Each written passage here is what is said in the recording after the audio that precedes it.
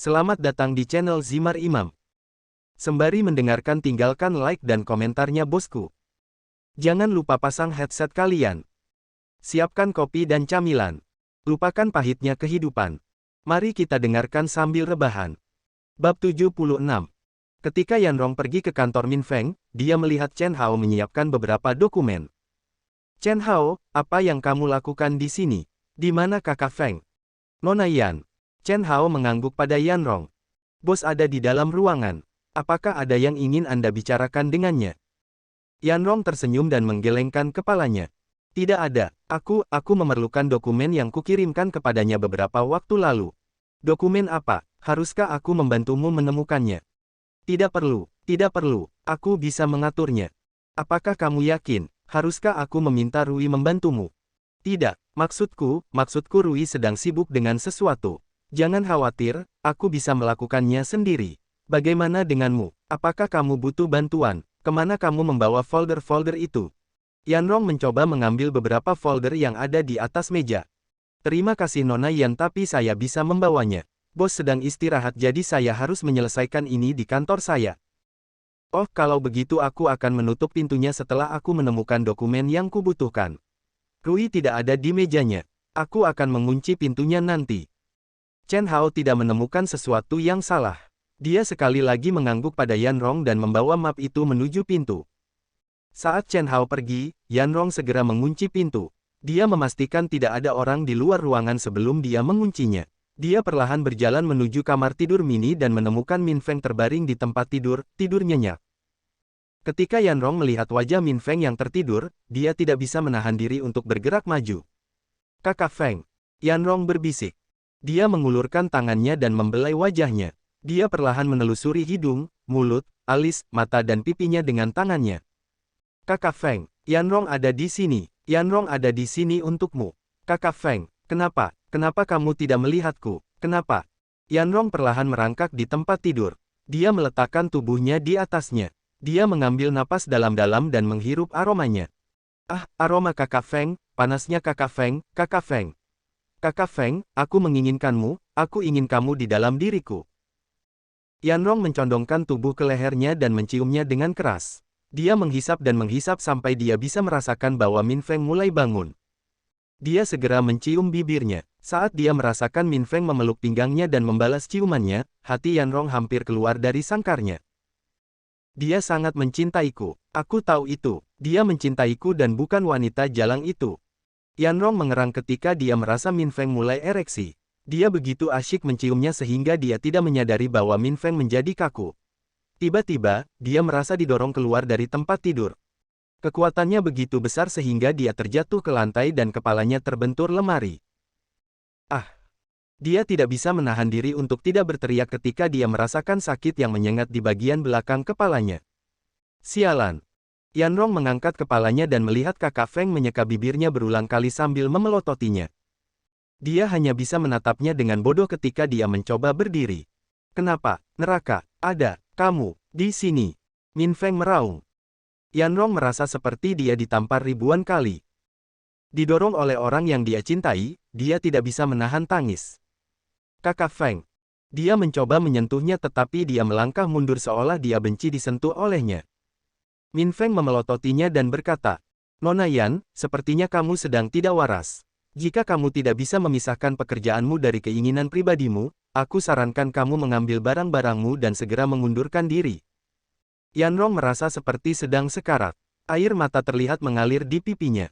Dia sangat bingung. Beberapa menit yang lalu, keduanya menikmati sentuhan satu sama lain. Tapi sekarang, Min Feng mengutuknya seolah apa yang dia lakukan adalah dosa besar. Kakak Feng, kenapa kamu seperti itu? Apa kamu tidak membalas ciumanku? Apa kamu tidak menikmati sentuhanku? Kenapa kamu bertingkah seperti ini? Yanrong mau tidak mau bergerak maju untuk mengguncangnya. Sayangnya, sebelum dia bisa menyentuhnya, Min Feng sudah menjauh darinya. Wajahnya menjadi gelap ketika dia mendengar kata-katanya. Yanrong, maafkan aku membalas ciumanmu karena aku pikir kamu adalah orang lain. Seharusnya kamu tidak mencoba merayuku. Yanrong, karena menjadi teman Minde, aku tidak akan mengejar ini urusan. Tidak peduli apa yang kamu lakukan, aku tidak akan menyukaimu. Yanrong hampir menjadi tuli setelah mendengar kata-kata Min Feng. Dia hanya bisa duduk di tempat tidur dan menatapnya dengan sedih. Kakak Feng, tahukah kamu, sejak kita masih muda, kamu sudah ada di dalam hatiku. Bukankah kamu menyukaiku sebelumnya? Kenapa kamu tidak bisa menyukaiku kembali? Apakah itu karena dia? Yanrong berdiri dan memeluknya erat. Kakak Feng, aku tidak keberatan membagimu. Aku baik-baik saja meskipun aku bukan satu-satunya wanita yang kamu miliki. Aku tidak masalah selama kamu mencintaiku. Kakak Feng, Yanrong mencintaimu. Yanrong sangat mencintaimu.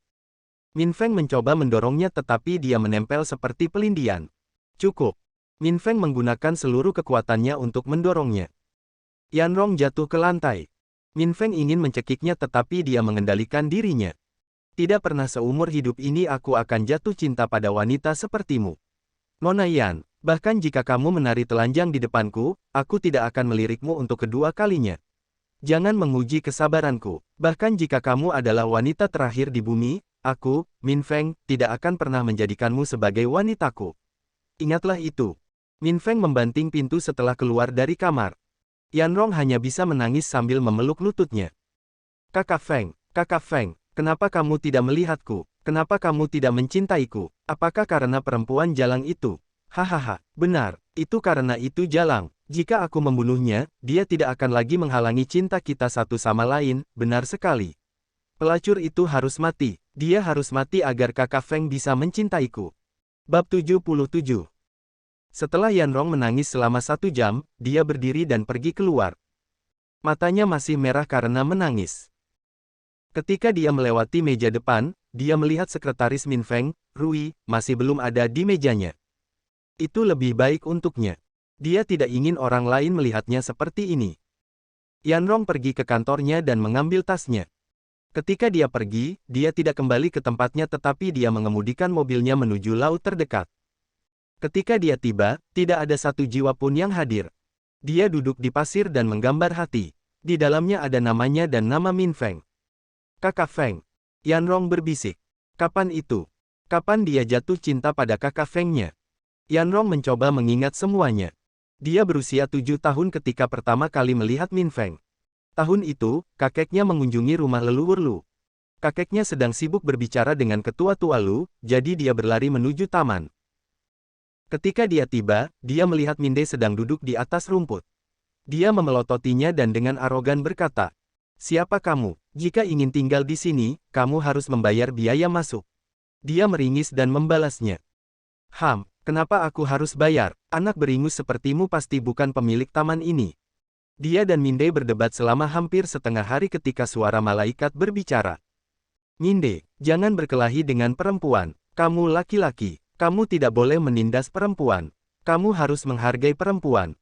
Ketika dia menoleh, dia melihat seorang anak laki-laki yang sangat tampan. Wajahnya sangat mirip dengan Minde. Laki-laki tampan itu tidak lain adalah kakak Fengnya. Sejak dia melihatnya, Yanrong berjanji pada dirinya sendiri bahwa dia akan menikah dengannya ketika mereka dewasa. Sambil mengingat masa lalu, Yanrong tidak bisa menahan tangisnya lagi. "Kakak Feng, kenapa kamu seperti ini? Apa artiku bagimu? Aku sudah mencintaimu sejak kita masih muda, kenapa kamu tidak bisa membalas cintaku?" Yanrong menatap laut. Dia ingat cara kakak Feng memperlakukannya. Dia masih bisa mendengar kata-katanya yang menyakitkan. Kata-kata itu menusuk hatinya jutaan kali. "Kakak Feng, Yanrong mencintaimu. Jangan khawatir, Yanrong pasti akan menemanimu begitu perempuan jalang itu mati di tanganku." Yanrong meraih ponselnya dan menghubungi Feng Jun. "Halo, kenapa kamu menelepon? Bukankah aku sudah bilang padamu untuk tidak menghubungiku kecuali ada hal penting?" Feng Jun marah. Dia tidak ingin Yanrong menghubunginya. Ulang tahun Feng Jiu masih jauh. Aku tidak bisa menunggu selama itu. "Yanrong, apakah kamu bodoh?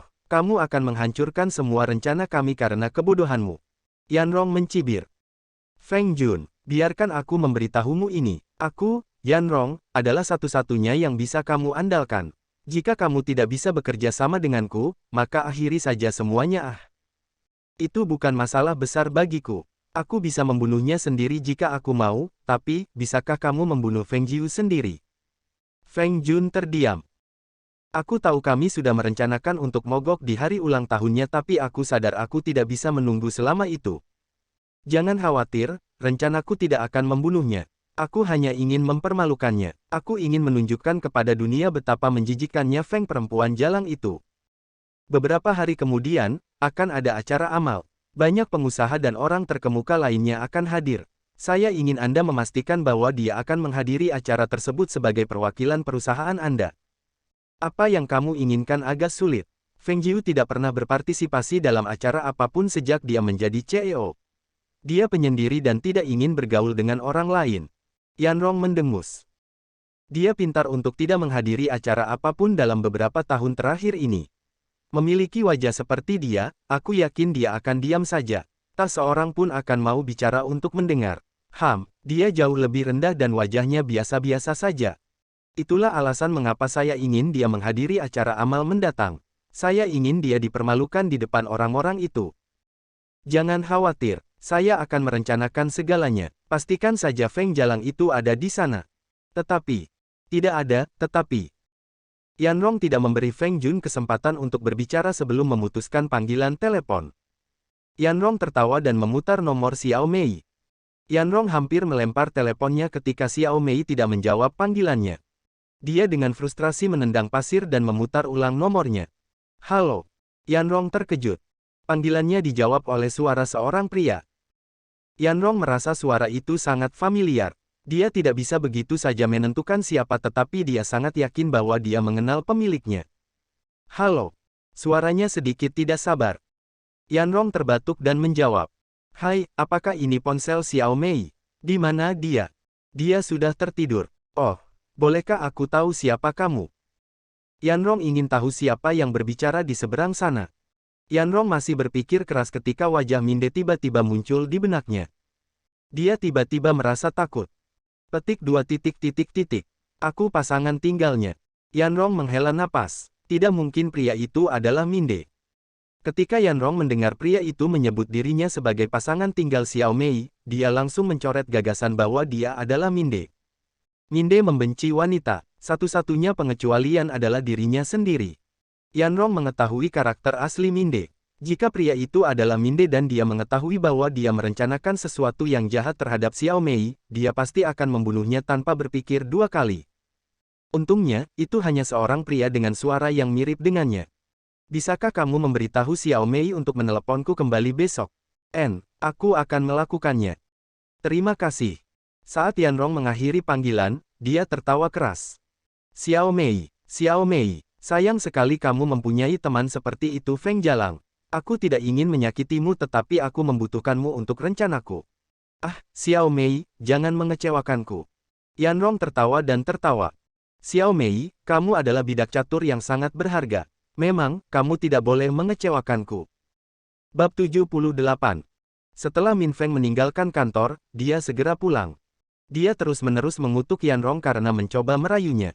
Jika bukan karena memberi muka pada Minde, dia akan membunuhnya saat dia merangkak di tempat tidurnya. Dia takut Feng Jiu akan membunuhnya jika dia tahu tahunya dimakan oleh orang lain. Min Feng berdoa kepada semua dewa. Dia berharap Feng Jiu tidak marah padanya. Itu bukan salahku aku tidak bersalah. Min Feng khawatir dengan bau aneh di tubuhnya. Dia takut Feng Jiu akan mengetahui segalanya karena hal itu tetapi ketika dia membuka pintu, bau yang sangat menyengat menyerang lubang hidungnya. Dia tidak bisa menahan alisnya. Dia mencari Feng Jiu dan melihatnya memakan buah-buahan aneh sambil membaca majalah bisnis. Hal pertama yang dia perhatikan adalah buah aneh berukuran besar yang diletakkan di tengah meja. Dia menutup hidungnya dan perlahan berlari menuju Feng Jiu. Jauh di lubuk hati, Min Feng merayakannya. Bau busuk itu menutupi aroma Yanrong.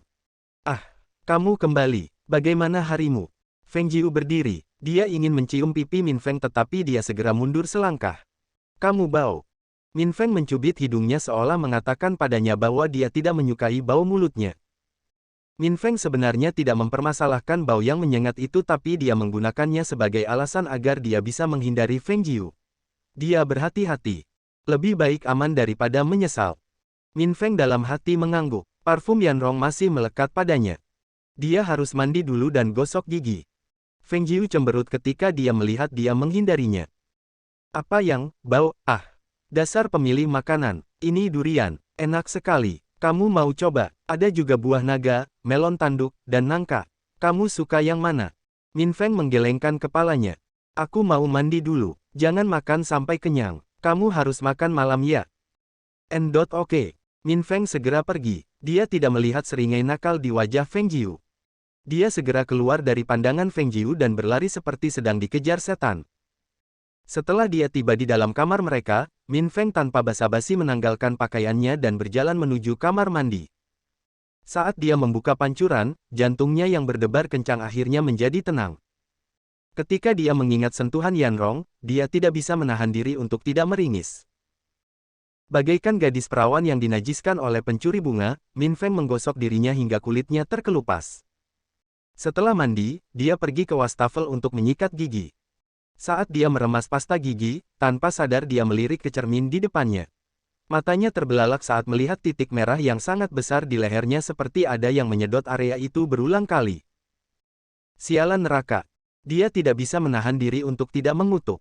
Jika Yanrong ada di sini, dia pasti akan meninju wajahnya karena mencoba mengambil kebebasan bersamanya. Min Feng saat ini sedang memikirkan rencana bagaimana menyembunyikan tanda mengerikan ini ketika suara Feng Jiu memanggil namanya dengan menggoda. Min Feng gelombang. Feng Jiu yang telanjang memasuki kamar mandi. Kotoran. Dia segera meletakkan tangannya di lehernya seolah sedang menggaruknya. Matanya melihat kemana-mana kecuali dia. Jawabnya sambil berusaha menutupi cupangnya dengan berpura-pura menggaruknya. Gerakannya sangat ceroboh sehingga Feng Jiu menyadari tindakannya yang timpang. Dia menyipitkan matanya dan menatapnya sambil berjalan ke depan.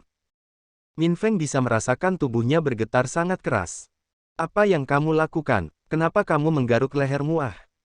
Feng Jiu meraih tangannya dan menariknya ke bawah. Min Feng tertawa kecil.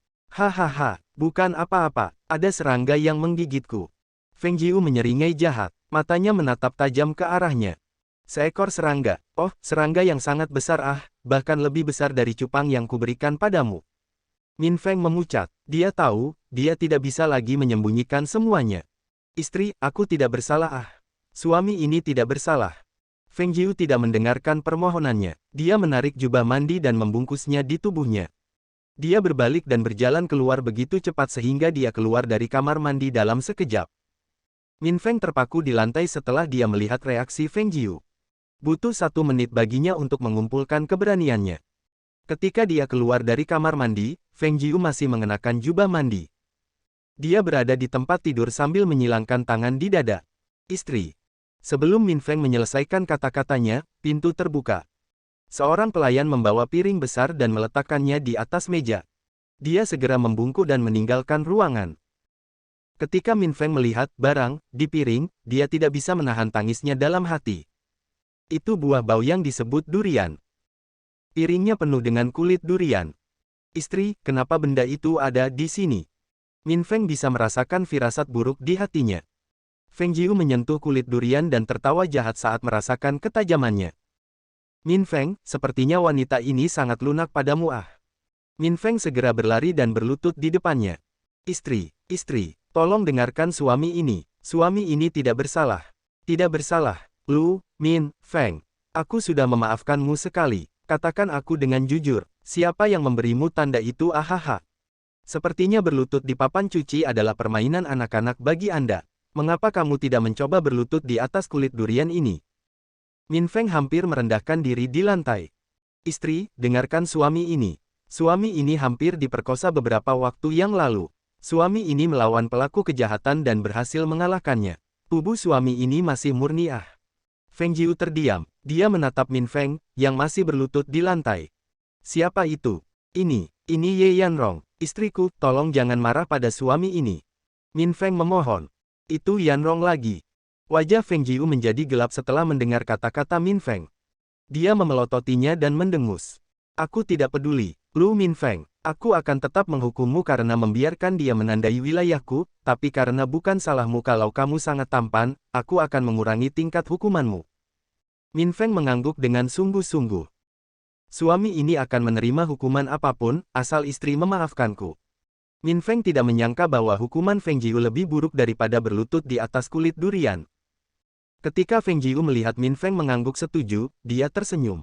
Dia tersenyum seperti iblis yang hebat. Bab 79. Ketika Feng Jiu melihat Min Feng masih berlutut di lantai, dia berdiri dan mengambil gaun malam hitam. Meski bisa dibilang polos, itu sangat cocok dengan kecantikannya. Seperti bunga yang memikat di malam hari, kulitnya bersinar seperti bulan di langit. Dia perlahan melepas jubah mandinya. Punggungnya menghadap Min Feng tetapi dia bisa merasakan tatapan tajamnya.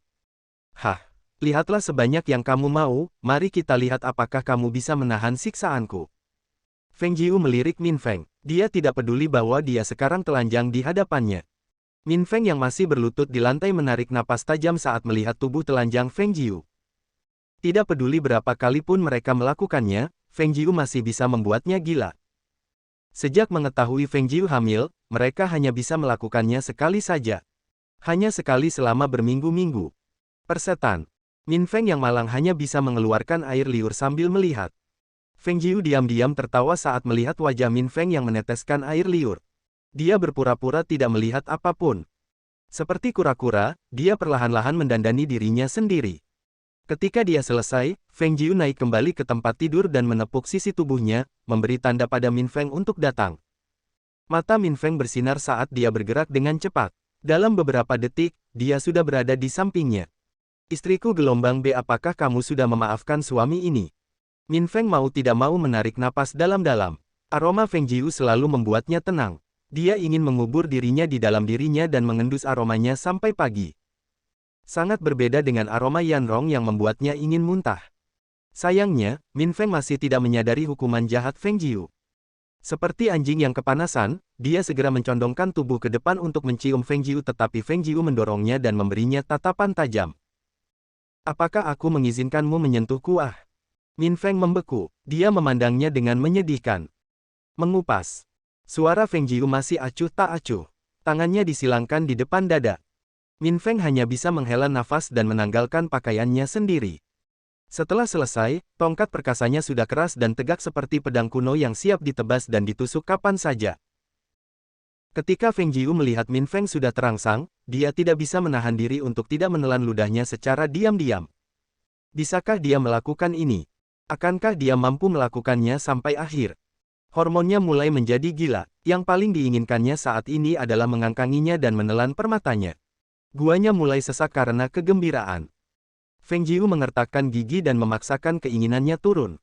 Dia harus mendidiknya dengan baik sekarang atau Min Feng tidak akan belajar dari kesalahannya. Dia melihat ke lehernya dan melihat titik merah di sisi kiri. Dia tidak bisa menahan amarahnya sekali lagi. Dia memelototi Min Feng dan memerintahkannya untuk berbaring. Pria malang itu hanya bisa mengikutinya dengan patuh. Dia mengangkanginya dan duduk tengkurap. Dia mencondongkan tubuh ke depan dan dengan menggoda berbisik di telinganya. Apa yang dia lakukan padamu? Min Feng tidak bisa menahan diri untuk tidak mengerang ketika dia merasakan tubuhnya. Dia ingin memeluknya tetapi berhasil menahan diri. Dia hanya bisa meraih spray sambil mengepalkan tangannya. Dia mencium leherku. Feng Jiu sengaja menggerakkan pantatnya. Min Feng tidak bisa menahan diri untuk tidak merengek seolah dia adalah anjing yang babak belur. Hanya lehernya. Bagian mana? Di sini. Atau di sini. Saat Feng Jiu berbicara, dia berulang kali mencium leher Min Feng kecuali pada titik merah itu. Napas Min Feng semakin cepat. Jika dia tahu dia akan mengalami penyiksaan seperti ini, dia pasti akan rela berlutut di atas kulit durian. Tidak. Dia juga menciumku, di bibir. Feng Jiu membeku. Dia tertawa dan dengan marah menempelkan pantatnya ke tubuhnya. Iya, apakah Anda menikmatinya? Tuan Lu. Bagaimana rasanya? Min Feng mau tidak mau mengerang keras saat dia merasakan pantatnya menggoda tongkatnya. Tidak, istriku, kumohon, maafkan suami ini. Aku tidak bersalah. Sumpah. Feng Jiu tersenyum jahat. Dia meraih tangannya di punggungnya dan meraih permatanya. Apakah dia juga menyentuh ini? Dia menggerakkan tangannya ke atas dan ke bawah sementara pinggangnya bergerak maju mundur. Min Feng menganga seperti ikan yang tenggelam. Tubuhnya mulai bergetar. Tangannya yang menggenggam spray kini mengepal erat seolah nyawanya bergantung padanya. Istriku. Tidak, aku membela kesucianku. Istriku. Tolong izinkan aku masuk. Ketika Feng Jiu merasa Min Feng hampir sampai, dia menghentikan tangan dan tubuhnya untuk bergerak. Menguap. Dia meregangkan tubuhnya dan berkata, "Oke, karena aku tahu kamu tidak berbohong, aku akan berhenti sekarang." Bayi kecil, ayah bilang dia tidak bersalah. Jadi ayo tidur, oke. Dia dengan lembut menyentuh benjolan kecil di perutnya. Kelihatannya lebih mirip lemak bayi daripada benjolan saat hamil. Dia turun dari tubuhnya dan berbaring di sampingnya seolah tidak terjadi apa-apa. Dia melingkarkan lengannya di pinggangnya sehingga dia tidak bisa melarikan diri darinya. Dia tahu Min Feng akan buang air setelah penyiksaannya, jadi dia memastikan bahwa Min Feng tidak akan bisa bangun dari tempat tidur dan membiarkan permatanya berdiri sampai pagi. Dia segera menutup matanya dan berusaha menekan keinginannya. Beberapa menit kemudian, dia tertidur lelap. Min Feng masih berkeringat setelah mengalami neraka. Dia menatap wanita yang sedang tidur nyenyak setelah menganiaya dia. Pandangannya kemudian beralih ke kaki ketiganya yang masih berdiri tegak. Dia hanya bisa menghela nafas dan menerima nasibnya. Dia menyentuh wajah Feng Jiu dan mencium keningnya. Istriku, suami ini sangat senang melihatmu cemburu seperti ini. Meskipun dia disiksa seperti itu, dia masih bersedia mengalaminya lagi selama Feng Jiu menginginkannya. Mau tak mau dia merasa senang dengan sikap posesif wanita itu terhadapnya. Dia memeluknya erat-erat dan mencoba mengendalikan hasratnya yang membara untuk memakannya. Feng Jiu terbangun. Dia menoleh dan melihat Min Feng tidur nyenyak sambil memeluknya. Dia masih mengagumi ketampanannya ketika dia ingat bahwa dia harus memberitahu Ming Yue bahwa dia akan kembali minggu depan. Ketika dia membuka teleponnya, dia melihat 16 panggilan tidak terjawab dan satu pesan teks. Itu adalah pesan teks dari paman keduanya. Kenapa kamu tidak menjawab panggilanku? Akan ada acara amal besok malam. Feng Internasional diundang. Anda harus menghadiri pesta amal. Acara amal, bola, mengapa paman kedua ingin aku hadir? Tidak bisakah dia hadir di tempatku? Bab 80. Akan ada acara amal besok malam. Feng Internasional diundang. Anda harus menghadiri pesta amal. Acara amal, bola, mengapa paman kedua ingin aku hadir?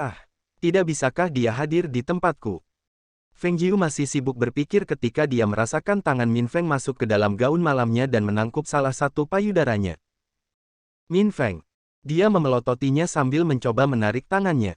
Tolong, apa kau belum cukup menyiksaku? Sekali saja, kumohon.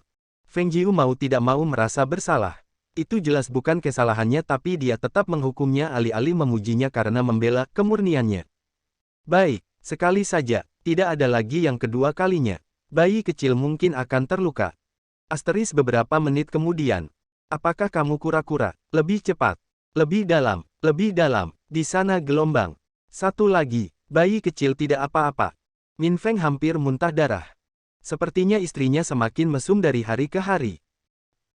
Xiao Mei terbangun saat dia merasakan Minde bergerak. Dia menguap dan membuka matanya. Minde sedang menatapnya. Pagi. Dia mengangguk dan menjawab. Pagi. Dia menggosok matanya dan menguap sekali lagi. Minde menyibakkan rambut dari wajahnya. Masih ngantuk. Xiao Mei menatapnya. Apakah kamu ingin sarapan? Aku akan pergi dan memasak sekarang. Minde menggelengkan kepalanya. Dia menariknya lebih dekat dan memeluknya erat. Dia menarik napas dalam-dalam dan menghirup aromanya. Xiao Mei tidak melepaskan diri dari pelukannya. Dia sudah terbiasa dengan hal itu. Dia membiarkannya memeluknya dan membenamkan wajahnya di dada telanjangnya. Dia tanpa sadar melingkarkan tangannya di pinggangnya. Dia meringkuk di dalam pelukannya dan kembali tidur. Dia tidak melihat senyum bahagia di wajah Minde. Mereka telah hidup bersama selama hampir setengah bulan. Awalnya, Xiao Mei selalu gemetar seperti binatang kecil yang ketakutan di hadapannya. Ketika mereka berbaring di tempat tidur pada hari pertama dia pindah, tubuh Xiao Mei sekaku papan. Dia tidak mau bergerak dan setiap kali dia menyentuhnya, dia selalu menunjukkan taringnya padanya seperti anak kucing yang marah. Tapi sekarang, melihat wanita dalam pelukannya, Minde merasa gembira. Dia perlahan menepuk punggungnya seperti sedang membujuk anak kecil untuk kembali tidur. Beberapa menit kemudian, dia mencium bibir Xiao Mei dan berdiri. Dia bersiap untuk pergi keluar ketika telepon Xiao Mei berdering. Alis Minde menyatu dan dia segera meraih telepon. Dia mengira masih wanita yang menelepon kemarin. Dia ingin mematikannya agar tidak mengganggu tidurnya ketika dia melihat ide penelepon. Kakak Robert. Cengkeraman Minde pada telepon semakin erat. Nama di ide penelepon sepertinya familiar. Dia mencoba mengingat kembali seorang pria bernama Robert dalam ingatannya. Seorang pemuda bermata biru muncul di benaknya. Dia ingat pria ini adalah pria yang sama yang dia temui beberapa tahun lalu di Amerika. Dia juga, tunangan, Xiao Mei dan penerus Johnson Holdings. Wajah Minde menjadi gelap saat dia menekan tombol jawab. Selamat pagi, Xiao Mei. Apakah kamu sudah bangun? Bisakah kamu menjadi pemandu wisataku di Beijing?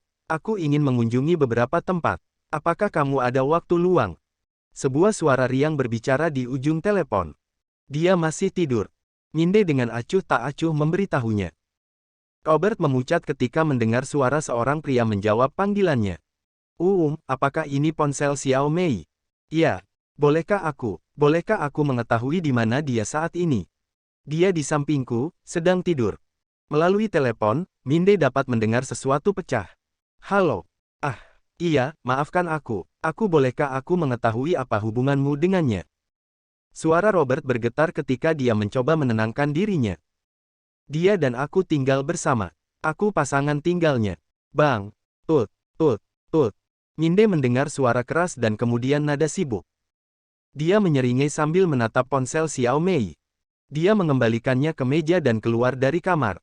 Beberapa jam kemudian, Xiao Mei terbangun ketika teleponnya berdering. Tanpa sadar dia meraihnya dan menjawab panggilan itu. Halo. Dia menjawab sambil menguap. Mei ini aku, Yan Rong. Xiao Mei melihat ide penelepon dan melihat Rong tertulis di sana. Rong, bagaimana kabarmu? Apakah ada masalah? Tidak ada, aku hanya ingin mengajakmu. Aku menelepon kemarin tapi pacarmu memberitahuku bahwa kamu sudah tidur. Dia bingung dengan kata-kata Yan Rong. Pacar, Minde. PVTT, dia bukan pacarku. Oh, maafkan aku. Betul, kalian sudah tinggal bersama. Suamimu memberitahuku bahwa dia akan memberitahumu nanti saja. Xiao Mei hampir muntah darah. Lu, Min, dasar bajingan tak tahu malu. Tidak, maksudku, sudahlah. Tidak ada, dia pasti lupa menyebutkannya. Jadi, acara apa itu? Ini pesta amal, aku tidak punya pendamping. Bisakah kamu menemaniku? Tentu, tidak masalah. Kirimkan saja detailnya padaku. Aku akan datang. Ya, terima kasih Meyer, aku akan menunggumu. Tidak masalah. Feng Jun sedang sibuk merevisi rencana proyek untuk transaksi bisnis ketika Feng Jiu meneleponnya. Paman kedua. Feng Jun berdeham terlebih dahulu sebelum menjawabnya. Feng Jiu, apakah kamu sudah menerima pesan teksku? Aku meneleponmu beberapa kali kemarin malam tetapi kamu tidak mengangkat teleponmu. Ya, aku sudah melihatnya. Aku sudah tertidur ketika kamu menelepon. Paman kedua, tentang acara amal, tidak bisakah kamu pergi dan mewakili perusahaan? Kamu tahu aku benci menghadiri acara sosial itu. Keponakanku, kalau bisa, aku akan melakukannya. Sayangnya, aku tidak bisa menghadiri pesta dansa. Aku harus menemui klien di Jepang. Tidak ada orang yang bisa mewakili perusahaan selain Anda. Anda harus pergi meskipun Anda tidak mau. Puan Xiu juga akan menghadiri pesta dansa. Beberapa hari setelah ulang tahunmu, konvensi penawaran akan dimulai. Kita tidak boleh membiarkan upaya kita sia-sia. Feng Jiu terdiam. Feng Jun segera memukul saat setrika masih panas. Keponakanku, kamu harus menghadiri pesta amal. Jangan khawatir, kamu bisa menunjukkan dirimu sendiri lalu pergi di tengah jalan. Baik, aku pergi. Feng Jun tersenyum jahat. Baiklah, kalau begitu, aku akan menutup teleponnya sekarang. Katakan saja pada Paman Suantian untuk menghubungiku ketika dia kembali. Petik 2. Aku akan memberitahunya nanti. Feng Jiu, pamanmu sangat menyesal tapi inilah hidup. Karena kamu menginginkan perusahaan itu untuk dirimu sendiri, jangan salahkan paman karena telah menyakitimu. Apa gunanya perempuan sebagai pemilik perusahaan? Anda sebaiknya menikahi seseorang dan mengelola halaman Anda sendiri. Feng International adalah milik kami sejak awal. Bersambung. Nantikan bab selanjutnya bosku.